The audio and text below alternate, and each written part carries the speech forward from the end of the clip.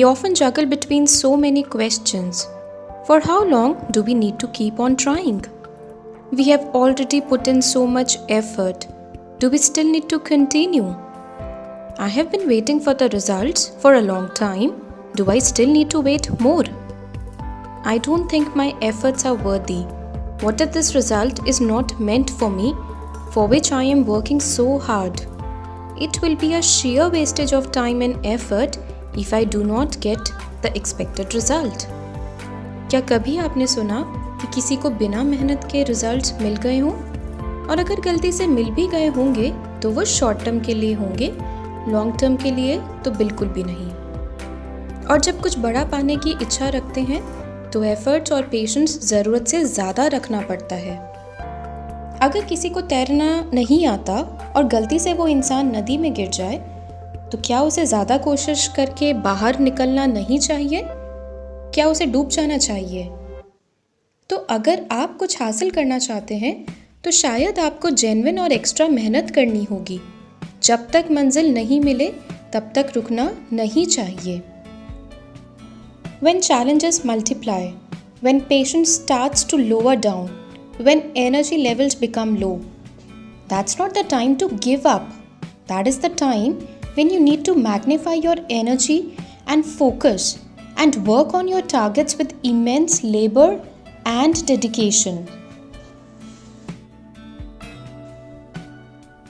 Because challenges are not meant to break us, they are meant to test us. And in this journey, we can reach our destination only when we have the zeal to overcome all the obstacles. Instead of being complaining and thinking to give up, visualize yourself with the expected results. If you feel you are worthy of getting what you want, that would be the signal of not giving up. अब कुछ लोग पूछते हैं, हम तो कई साल से मेहनत कर रहे हैं लेकिन अब तक रिजल्ट्स नहीं मिले। शायद वो डेस्टिनेशन हमारी है ही नहीं जिसके लिए हम इतना प्रयास कर रहे हैं, और अगर इतना करने के बाद भी डेस्टिनेशन तक नहीं पहुंच सके तो इस सब का क्या फ़ायदा। यहाँ मैं केवल इतना कहूँगी, जब तक हम रेडी नहीं होंगे, जब तक हम में क्षमता नहीं होगी, तब तक मंजिल मिलना मुश्किल है।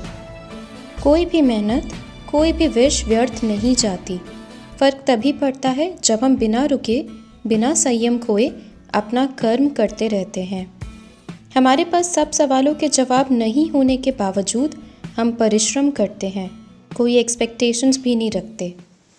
Just remember, hard work always pays of.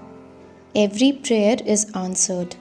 Everything will happen at the right time, for which we do not have any control. But we certainly have control on ourselves when we tell our mind constantly, it's fine if there is a crisis, we can think of solutions. It is okay if you need some rest, but think of more alternatives after that. Try to grab peace when you become clueless. Stop for a while when you don't know where to go.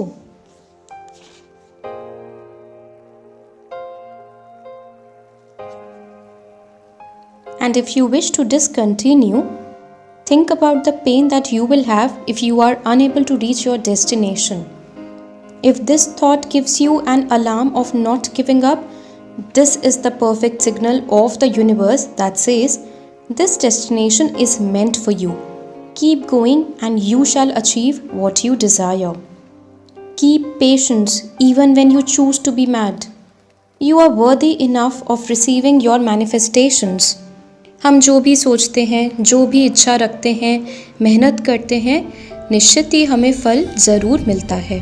Important ये है हम किस हद तक मेहनत करते हैं, किस हद तक विश्वास और संयम रखते हैं। सिर्फ किसी और के ये कह देने से कि वो फल तुम्हारे लिए है ही नहीं, क्या आप परिश्रम करना छोड़ देंगे?